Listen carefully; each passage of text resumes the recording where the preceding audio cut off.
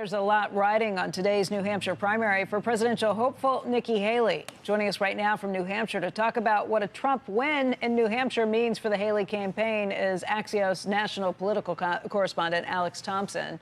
Alex, some of the polls I've seen recently show her losing by 18 to 19 points to Donald Trump. If that's the case, what is the potential for her campaign beyond this?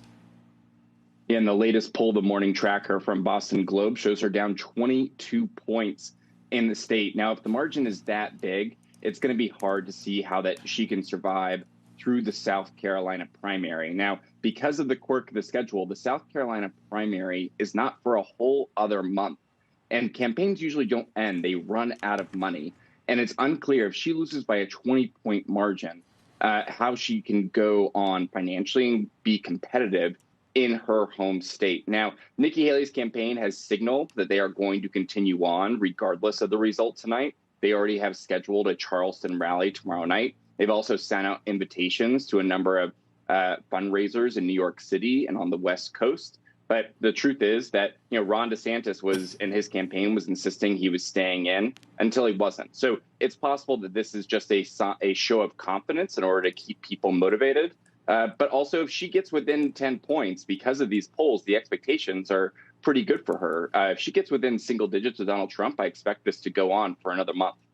Ron DeSantis dropping out, you mentioned that, and most of his voters probably are going to former President Trump. That's the endorsement that DeSantis has given, and he even took a shot at Nikki Haley, where he said, because we can't go back to the old Republican guard of yesteryear, a repackaged form of warmed-over corporatism that Nikki Haley represents. And that may be key to our business audience, this idea that the Republican Party may not be the friend that it has been historically. Absolutely. And it was so striking that, most candidates, when they make a concession speech, don't go out of their way to, insult one of the last rivals in the race. But that's because things between Nikki Haley and Ron DeSantis had gotten very tense at the point. And Ron DeSantis has been arguing forever that Nikki Haley cannot win a one-on-one race against Donald Trump. And he's working to make sure that takes place. Now, what is interesting is that the whole last year we've been hearing the field has to consolidate. The field has to consolidate in the way that the field did not consolidate in 2016. Well, that happened. We have a one-on-one race right now ahead of the New Hampshire primary. But unlike 2016, the field did consolidate, but then a lot of the voters and a lot of the candidates consolidated behind Trump instead of the alternative.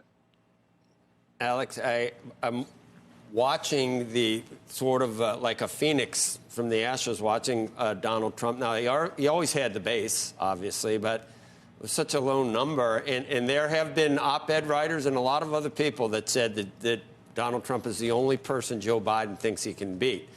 So when Alvin Bragg first did that, there was a certain number of people that said this is all a grand strategy by the Democrats to make sure Trump wins the primary and is the nominee so he can lose again in the general election.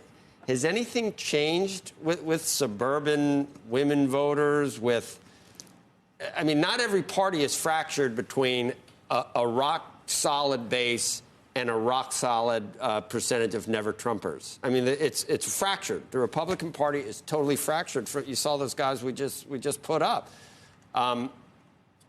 If I were a Democrat, I would take that as a real positive, that the Republican Party is fractured. There's some people that will never vote for him that are Republican. Well, I'd say, what you just said is half true, in that, someone that's covered Democrats for a while, I'm very skeptical of any sort of grand strategy at play here. They were smart enough for that. Seems pretty smart now, doesn't it?